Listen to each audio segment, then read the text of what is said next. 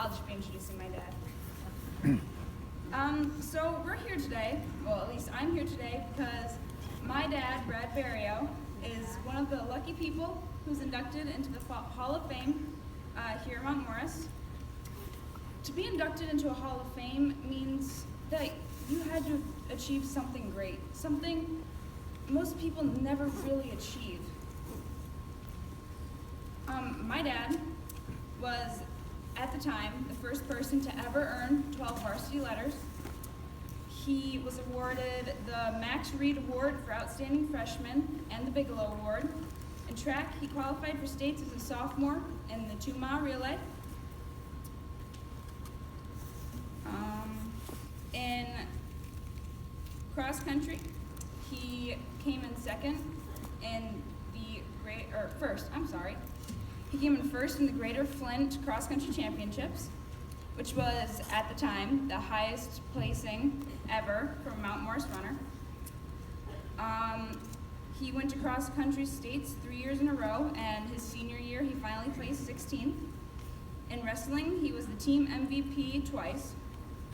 He had the most individual victories in school history with 167. He was the conference champ in 86 and 88, district champ in 87 and 88, and regional champ in 86, 87, and 88. He was the first person to ever qualify for states for all 4 years of school, where he placed third twice. He then went on to go to Ferris State, where he wrestled and earned a varsity letter, and has the second most victories as a freshman. I'm extremely proud of my father. Although he may not realize it, I really do truly look up to him. I know that he had to work extremely hard to gain all these accomplishments. He has shown me what hard work and determination can do, and I like to think that everything that I have been able to accomplish has been because I've had someone like my dad to look up to. Now that he's being added to the Hall of Fame here in Mount Morris, I hope that he can inspire the students here and make them want to achieve greatness. And I hope that he can inspire them as much as he's inspired me. And I'd like to call my dad, Brad Barrio, up to the stage.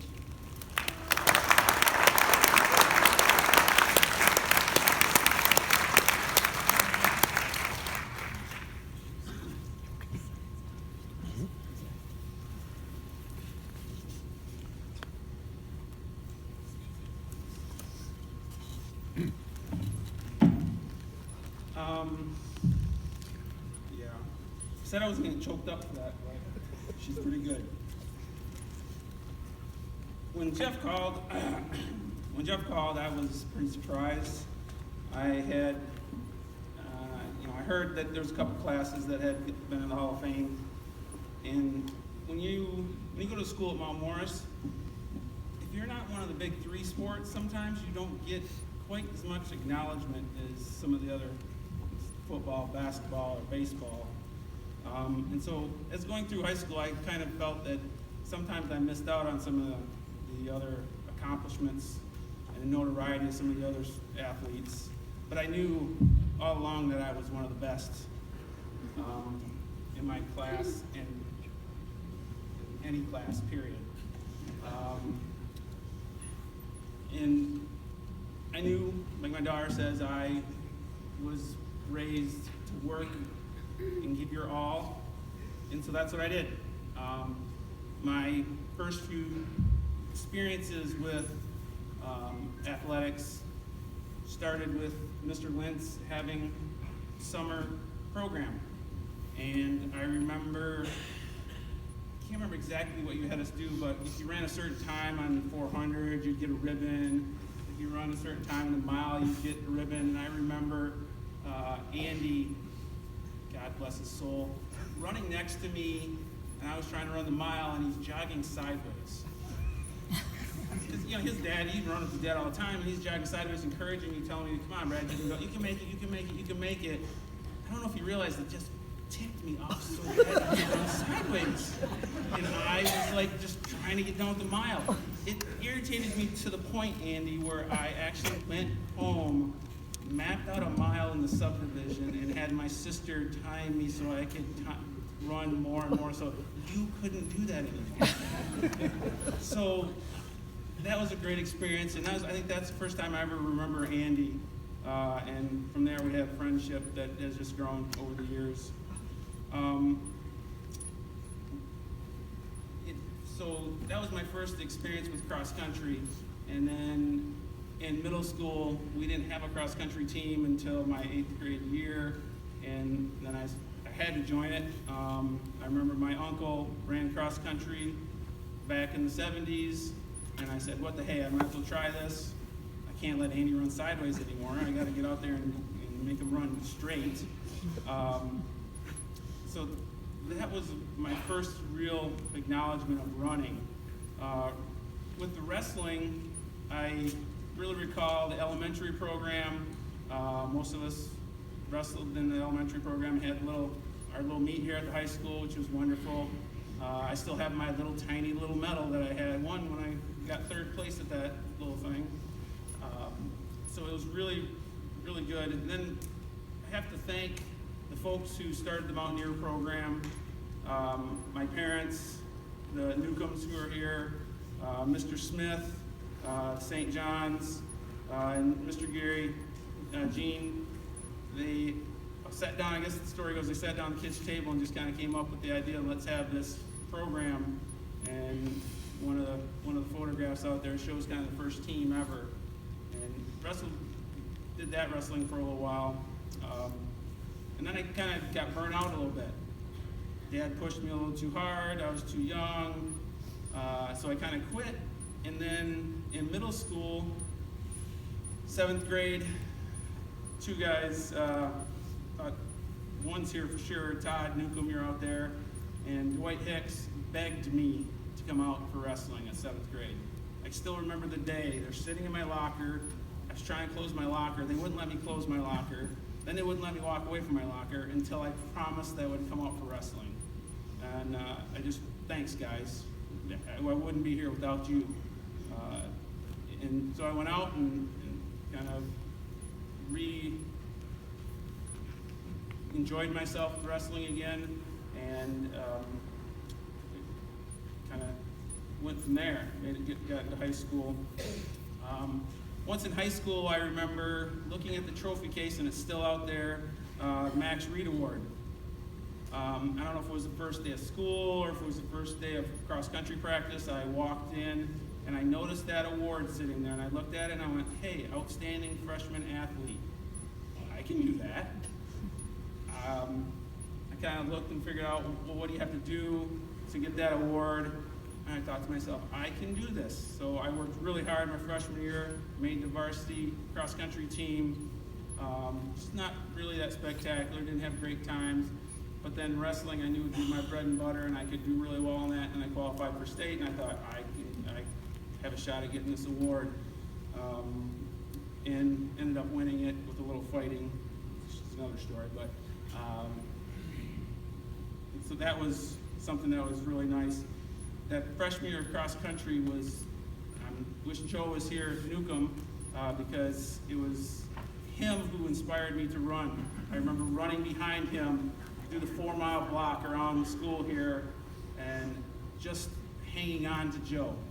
He was the senior, he was the leader, I was the skinny, scrawny freshman. Just hang on to Joe for as long as you can. And I hung on one practice for the whole 4 miles, and he sprinted down the old dirt road that's back here to the track to get back to Mr. Sherwood to tell him, oh my God, Brad is still with me. He sprinted down, I was done. I was not sprinting anymore. When wrestling season came around, I have so many guys to thank. Andy, you saw in the pictures, letting me take you down in practice. Matt, you guys were my mat mates. Without you, I would not be here. And I just want to, salute you guys. Thank you. I appreciate it very much. You don't know how much I appreciate that. Coach Vanderbilt, for being our coach, he gave us words of wisdom all the time. He was there. He was inspirational. That's why he's in the Hall of Fame. he knew how to get us in the right spots. I'm not sure how my freshman year he got me into the perfect spot so that I could get against the fourth seeded kid in the districts, so I could beat him, so I could make it out of districts, but he did.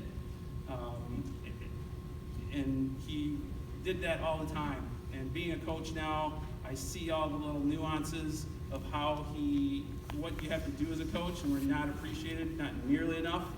But you, Coach Lentz and Vanderbilt, you guys, in my heart, you're my family. Couple just quick stories that are out there. Track season, Mr. Lynch, you probably remember this well. My freshman year, I didn't run against Holly for some reason. I think I was injured, but I remember the 2 mile. It was raining.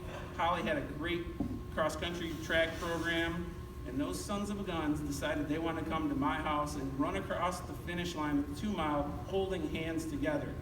I stood that day in that rain in the bleachers watching and said, that will never happen in my house again. And it made me say, run harder so that never happened again. I may have gotten beat by some of these guys, but I never would let them allow them to run across that line again and do that kind of stuff. Cross-country camp, wrestling camps. To this day, I told Mr. Lentz a couple years ago, I drove to Pentwater and drove straight to his house, the family house in Pentwater, because it inspired me so much running up the sand hills, going to Silver Lake. It's in my mind forever, and I can drive right there right now and just recall all the memories. The giant waves come crashing in on the shore, Mrs. Lentz standing watching us because she was petrified that we were all going to drown, hanging on the buoys because the waves are so big you can hang on the top of the buoy and just be dangling in between the waves. And her on the beach just pacing back and forth because she was so nervous that we were going to get swept away, I think. The last story, Mr. Lentz doesn't know this one, I don't think, at all. Sophomore year, going to state meet for track. We got a hotel room. I'm not sure why we had a hotel room because it was early. We had a hotel room, and one of the guys decided to light a stink bomb in the hotel room. And it was in the bathroom, and I'm pretty sure it was Corey Merrill that did it. Not a surprise. But they lit it, and then I realized there was too much smoke was coming out of the bathroom, so they grabbed it and they chucked it out the window, rolled underneath the car. The car looked like it was on fire. And we're trying to air the place out, and here comes Mr. Lentz walking down the hallway to check on us, to get us ready. And we're dead. He's going to kill us. You can smell it. It's so bad. You can smell it. He comes walking in. He says, "Hey, you guys ready? Get your stuff. Let's go. Let's go. Let's go." He turns around. He walks back out. And Andy turns and looks at us and he says, "My dad can't smell. We're safe." I thought I was going to get killed for sure by my parents, but no, he can't smell anything, so don't worry about it, guys. We're good. Let's get out of here. It was one of the fondest memories I ever had. And so I appreciate Andy putting me up for this. I truly do. And I'd like to thank you.